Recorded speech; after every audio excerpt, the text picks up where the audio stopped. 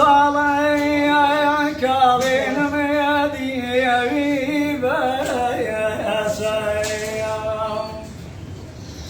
قلا يا رزان ما خالو وقيبة يا غيبي يا ريخ يا أي وي أمي يا نيزري يا ريم خويا يا منيز ويا كويا يا تو هاورد يا بيري يا ريم أري استبير علي كالي قديم يا خامي حصالي عيرو ولا يبين باير يا ويا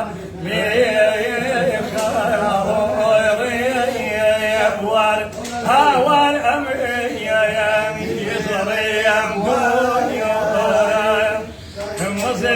يا لم جستاي يا أنا هاور يا سري سينو أغا هنا ضي بقراري عالمي خستو تزويا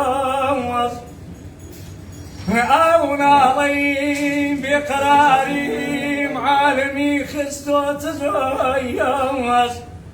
قلبنا اصبري ودبويا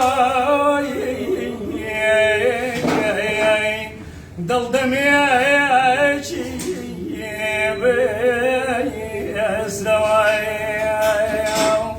أرسلت يا دميريم أي هوا يا ضيب يا داقريم كالي جايم بضيب يا داقريم سرت يا ضمي ضليويا أي هوا يا عريشي عازيم أي هوا يا من ابويا تويا يا عازيم يا اخوة دم كان خوش ممنونم او بينرو او بوفاو او بيوفانس أرى والله يشكش بيه أما بينراني ساقر رميدين بني طبعا لذلك أو سيدي هو والله كان فوق بشاردان وموسني وقربسلي يا ما جامع بهم المدانية كان يوم زودلي ما بقى أم المدان خوشانا نبوها دوا درو يا سرتا هربير دلي أبكايا درو يا سرتا هربير دلي أبكايا زمن بدير كدواري تشيلتو يا كايا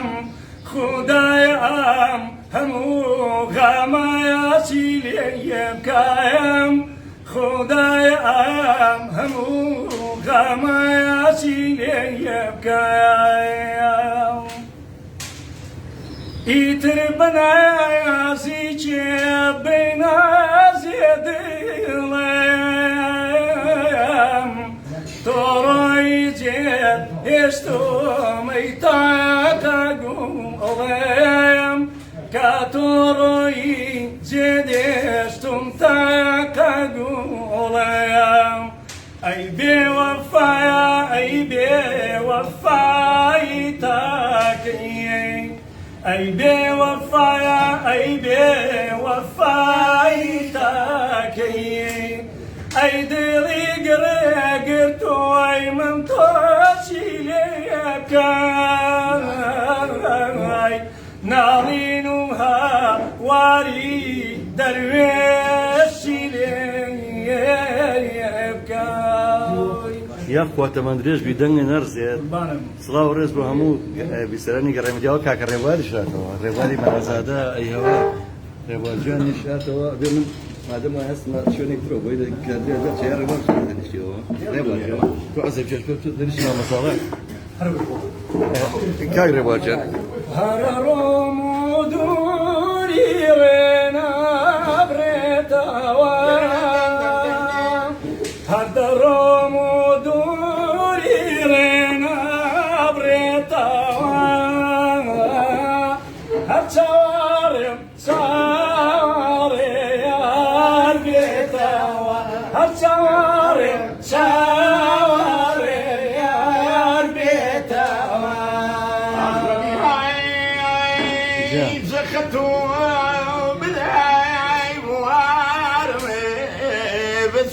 سقز أي هوار كسما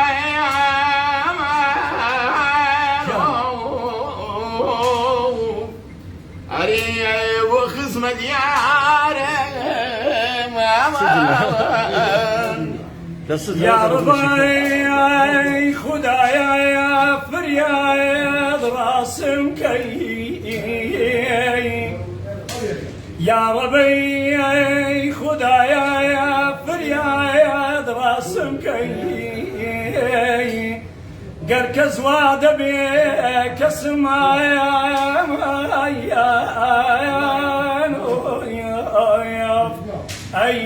تو بك سيم كي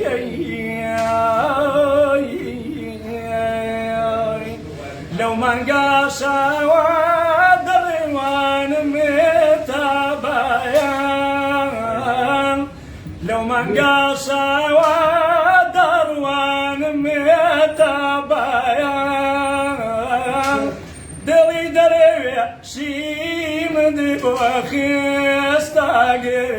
زرجي عشق مدي بوسي كيربا بريان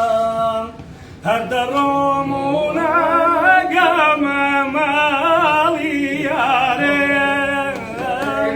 هرد الرومونا قام مالي يارين هنقاو شيلا ناقم زور شار مزارم هنقاو شيلا جيب كم زور شار مزارم يا خوار هبن بو خزمتي هنري كردي والله ايوه تازي سري هنري ميلين براسي ببيع دودلي وكو باسي كم جار اكتر ببينرن بسران ارشي قرميديا هنرمنداني ميليا وي دلي او خوش كنشكا هيس تورسكايا خوشي نما ولم جانا اگه گورانیش نبوده ساده می‌مرده بود که کریم جان یا خود خوشی مشکل بکاک جزاو رادیو برز و خۆشەویستەکەی و ئەم جەماعەتە خۆشەویستە و بینەر و بیسەران و ئەو کەسانش کە بێوەفا بوون هیوادارم بە وەفا بن زۆر ڕاستە خوا بشیان پارێزێ وەفا تاجی ڕەوشتە تاجی ئەخلاقە بە وەفا نەبێت خۆی زەرەکە چه حیزب بێت چه حکومەت بێت چی خەڵک بەداخڵ سەرکەوتوو بن یا خوا